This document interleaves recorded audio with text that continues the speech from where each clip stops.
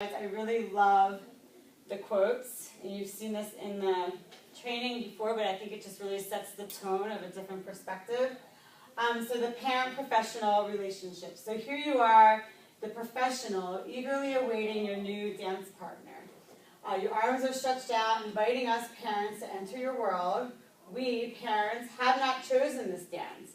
We're usually not as eager as you. We may approach you with open arms, but with tightly folded ones clutched to our chest.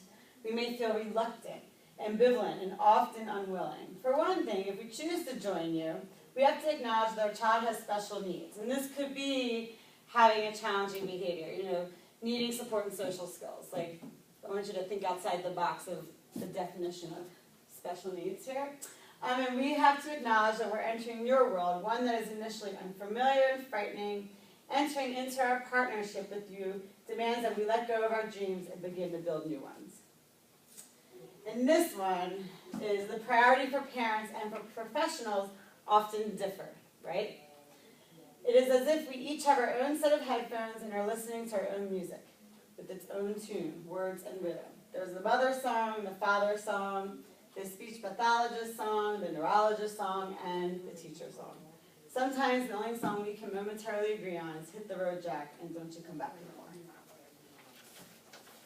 So we have to remember, we all come in with our own perspectives and our own agendas and our own experiences, and we have to, and we get excited. I know I get excited when I get an opportunity to work with families, and that we have to pace ourselves and step back and really think about where are they coming from. So, now we're going to talk a little bit about the conversation. So thinking about we have a kiddo that we have a concern about who is lacking a social skill. Okay, we've been noticing the kiddo's been kicking a lot, or biting a lot, or not entering play, or falling apart, or drop off, whatever it might be. It's something that like a flag's going off, like, this kiddo might need some more support. So we're going to think a little bit about the conversation that we're going to have with the family around this, okay? So here are some steps towards the conversation, and then we're going to kind of look underneath it at some strategies, some do's and don'ts, and skills, and things like that. So starting the conversation off, I always think it's really important to recognize some strengths.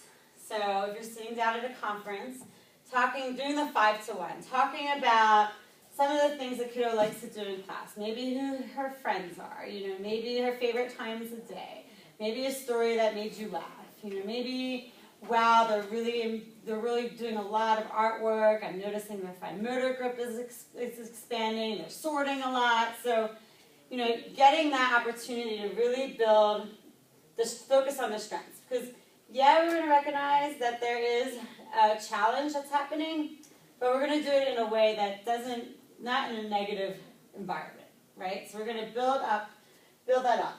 Then you want to define the goal of the conversation. You want to state, today I'd like to talk to you about X, Y, Z. And what you say, we're going to go in a little bit in a moment to look at how do we talk about that. We're not going to say, today I want to talk about how difficult Susie is being at nap time, screaming and making everybody miserable. That's not how we're going to state it. I'd like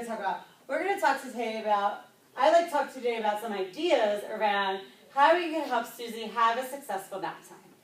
See the difference in the tone? And then you're going to talk about your observations. I noticed that at nap time, when the lights go out and the kids are settling down, that's when her body starts to get busy. She screams, she yells, and she throws her ball.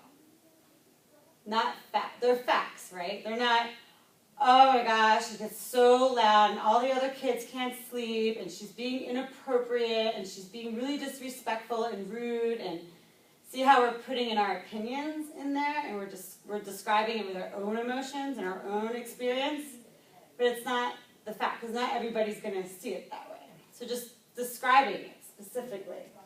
And then asking them, so do you have similar experiences at home, or what are your observations? Do you notice that she does this? And then we're going to talk a little bit about giving a lot of time for that. Then, are there any questions so far? Does that make sense? If there's like multiple things going on, would you do like one thing at a time? I think again it goes back to what the goal of the conversation is.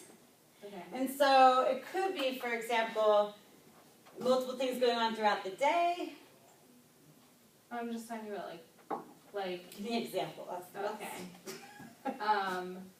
So a child who has a lot of difficulty self-regulating and gets really worked up, and also has trouble with interactions with peers, and we're seeing a lot of biting and hitting and screaming and all So that. does all. Which it is all related, but I Mm-hmm.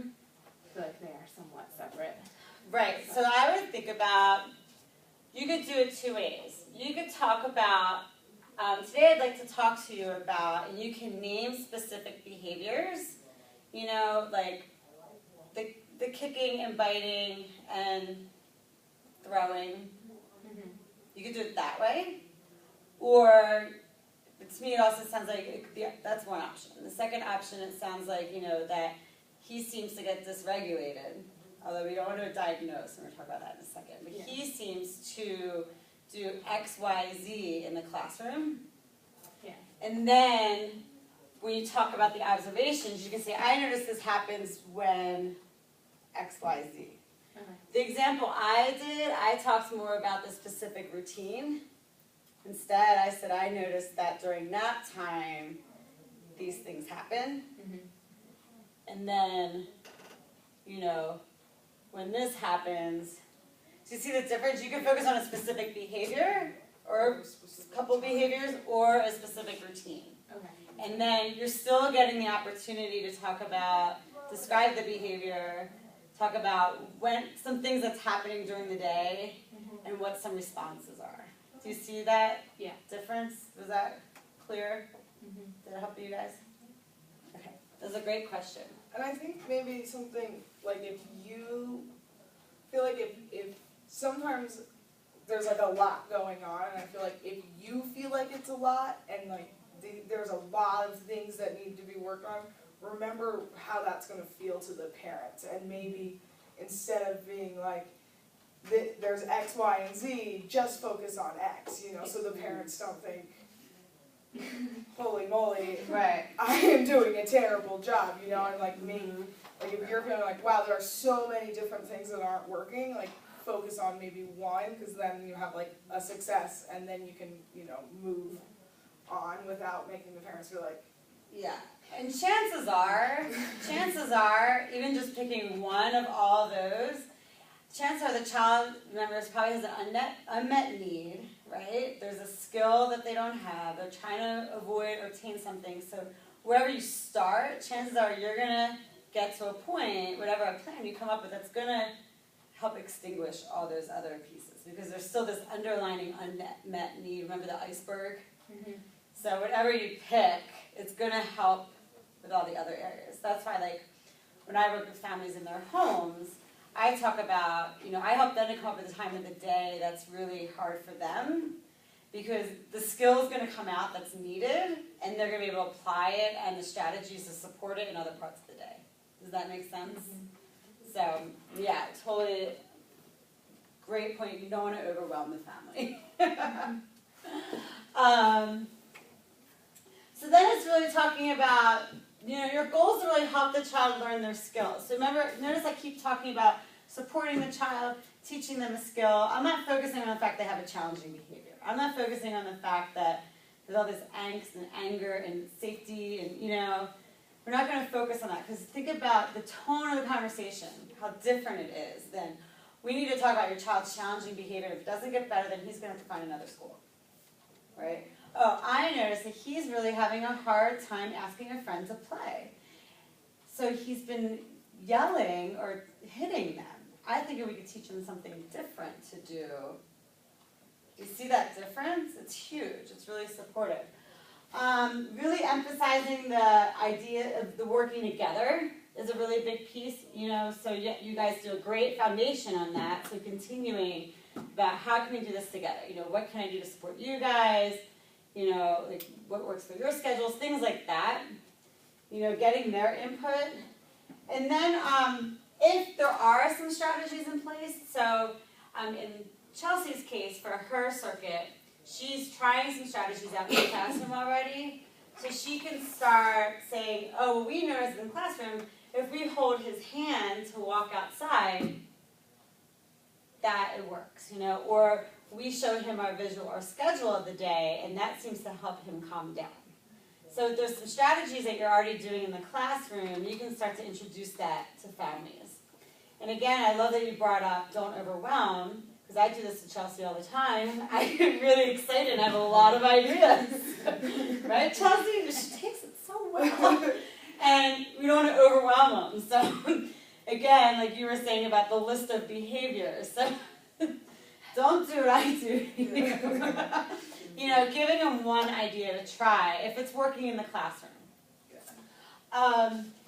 The other thing that could happen, and you would start talking about some next steps, would be like, okay, maybe we'll do some data collection.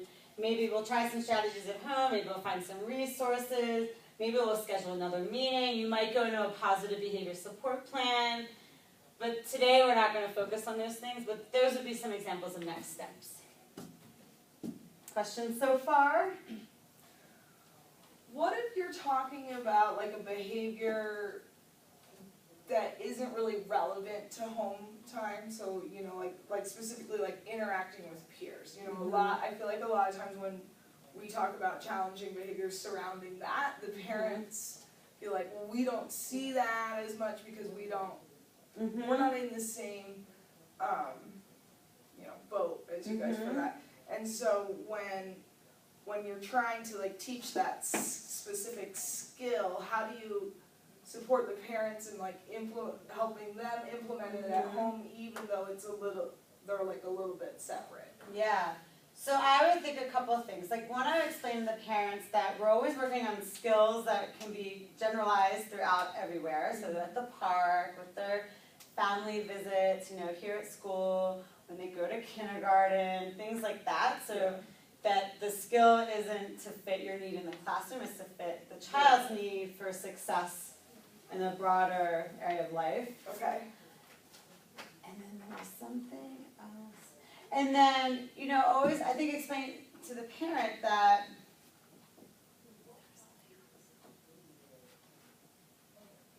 like, would you talk about like at that point like model, like finding like common terminology and things that like the parents and the teachers can still do the same even though maybe the situation isn't exactly the same?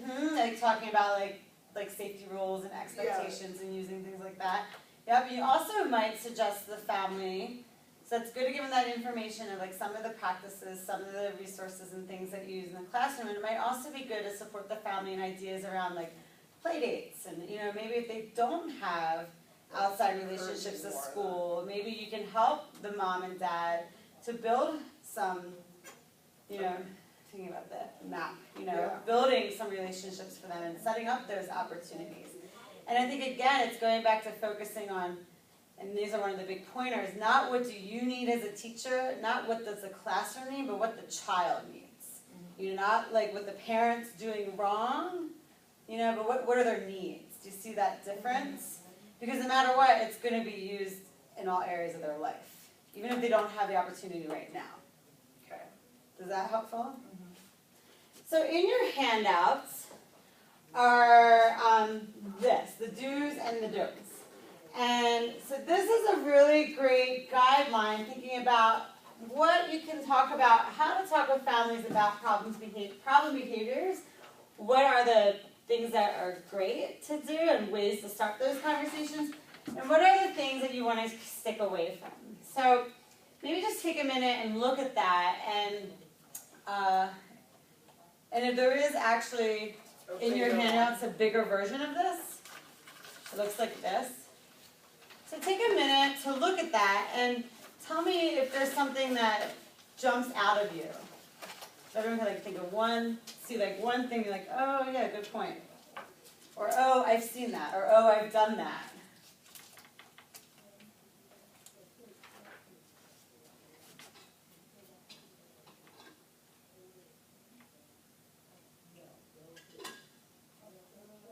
And I think I've talked a lot about the do's, so the don'ts are like the